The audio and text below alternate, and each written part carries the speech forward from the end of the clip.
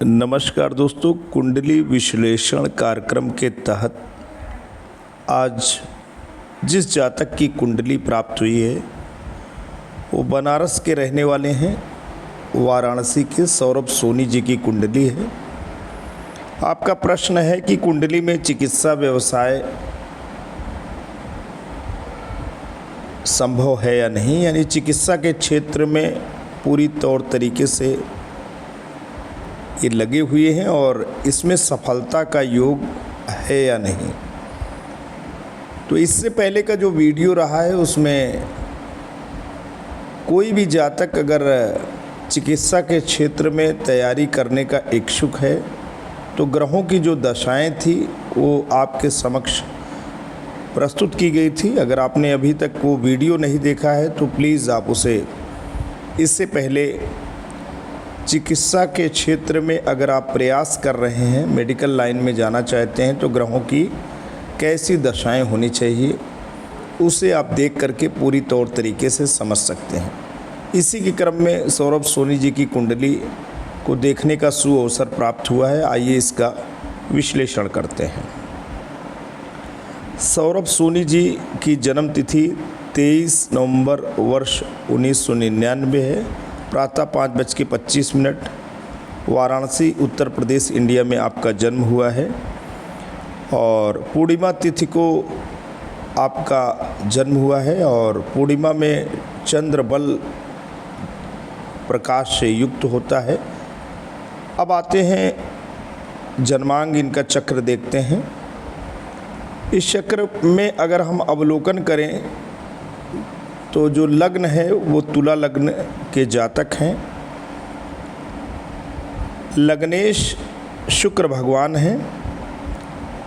तो यहाँ पे अगर हम देखेंगे तो मेडिकल एजुकेशन या मेडिकल प्रोफेशन में जाने के लिए सबसे बड़ी बात यह है कि लग्नेश का खष्टम, अष्टम, दशम और द्वादश से संबंध होना चाहिए। तो यहाँ पे अगर लग्नेश को हम देखें तो लग्नेश भगवान शुक्र हैं जो कि अष्टम और लग्न के स्वामी होकर के द्वादश में जाकर के बैठे हैं। तो कुल मिलाकर के लग्नेश का द्वादश से संबंध बन रहा है। अब यहाँ पे बात हो रही है कि दशमेश कौन है। दशमेश का भी अष्टम से संबंध बन रहा है। दशमेश यहाँ पे चंद्रमा है जो कि अष्टम भाव में बैठे हुए हैं। यद्यपि चंद्रमा या कोई भी शुभ ग्रह अगर अष्टम भाव में जाता है तो उसकी शुभता मंद हो जाती है, उसकी शुभता कमज़ोर हो जाती है। अष्टम में कोई भी ग्रह जाएगा तो वो पीड़ित हो ही जाता है, लेकिन यहाँ पे स्थिति दूसरी है। यहाँ पे जो चंद्रमा है, पहली बात तो उनमें प्रकाश से युक्त हैं। पूर्णिमा को इस जातक का जन्म हुआ है।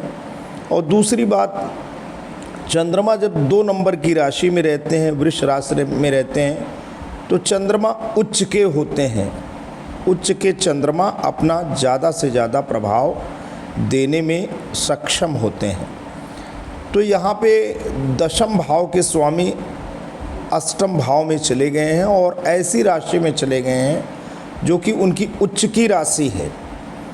तो भले ही चंद्रमा अष्टम में भाव में जाकर के पीड़ित हो रहे हैं, लेकिन एक ऐसी राशि में जिसमें वो अपना सर्वोत्कृष्ट प्रभाव, सर्वोत्कृष्ट सकारात्मक प्रभाव देने में सक्षम होते हैं, वहाँ उस राशि में चंद्रमा उपस्थित हैं। तो अब आप देख पा रहे हैं कि दशम का अष्टम से संबंध हो गया, कर्म भाव का अष्टम। अष्टम का मतलब यहाँ पे हम क्यों कह रहे हैं, अष्टम जो है सर्जरी का भाव है। हॉस्पिटल्स की सेटिंग्स में जो दीर्घकालिक बीमारियाँ होती हैं उसका भाव है, क्रॉनिक इलनेस का भाव है अष्टम भाव।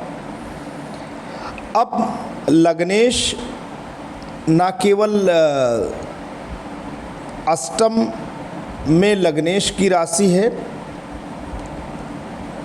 बल्कि लग्नेश भगवान शुक्र द्वादश में बैठे हैं और द्वादश का जो भाव होता है वो अस्पताल का भी भाव होता है, रोग पे एक्सपेंडिचर का भी भाव होता है। तो कुल मिलाकर के यहाँ तक बातें समझ में आ रही हैं। अब एक भाव बचा हुआ है और वो भाव दोस्तों है खस्टेस।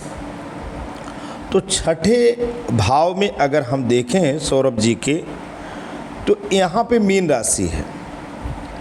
मीन राशि गुरु की राशि है। अब ये देखना है कि धनु राशि के स्वामी भी गुरु हैं, तो ये तृतीयेश हैं और ये खस्टेश हैं।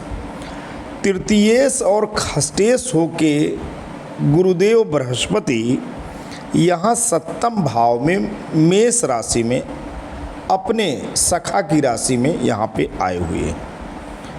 तो और सबसे बड़ी बात है कि गुरु सप्तम भाव से लग्न को देख रहे हैं। तो अब खस्टेश का भी लगन से संबंध हो जा रहा है। तो जो मेडिकल प्रोफेशन की दशाएं हैं वो पूरी तौर तरीके से बन रही हैं। मेडिकल प्रोफेशन में इन्हें जाना चाहिए। अभी तक तैयारी कर रहे हैं, सफलता नहीं मिली है, उसका कारण तलाशना होगा। अभी इनकी जो विंशोत्तरी दशा में देखा गया है तो इनकी राहु की जो है महादशा चल रही है, उसमें शनि भगवान की अंतरदशा चल रही है। राहु महाराज इनके कर्म भाव में बैठे हुए हैं। तो ऐसी स्थिति में ये देखा गया ग्रह बल, तो राहु युवा हैं और बली हैं, और शनि भगवान इनके सुख भाव और शिक्षा भाव के कारक हैं। और शनि भगवान की उपस्थिति अगर यहाँ पे देखें तो शनि भगवान इनके सप्तम भाव में विराजमान हैं और शनि की दृष्टि भी लग्न पे पड़ रही है।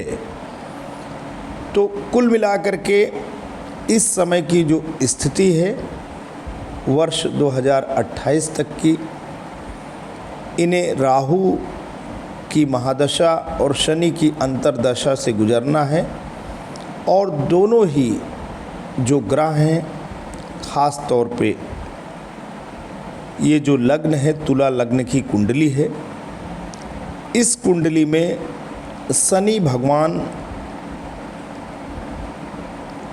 एक प्रकार से फेवरेबल होते हैं, एक प्रकार से सपोर्टिंग फॉर्म में रहते हैं। तो कुल मिलाकर के राहु और शनि भगवान के उपाय करने होंगे। शनिवार के दिन राहु और शनि भगवान के निमित्त इनको किसी न किसी भी प्रकार से ग्रहों की शांति करनी होगी। शनि भगवान के निमित्त जो भी उपाय हैं, शाम के समय पीपल में दिया जलाना। राहु महाराज के जो उपाय हैं, काले तिल का दान करना, ये इन्हें करना होगा।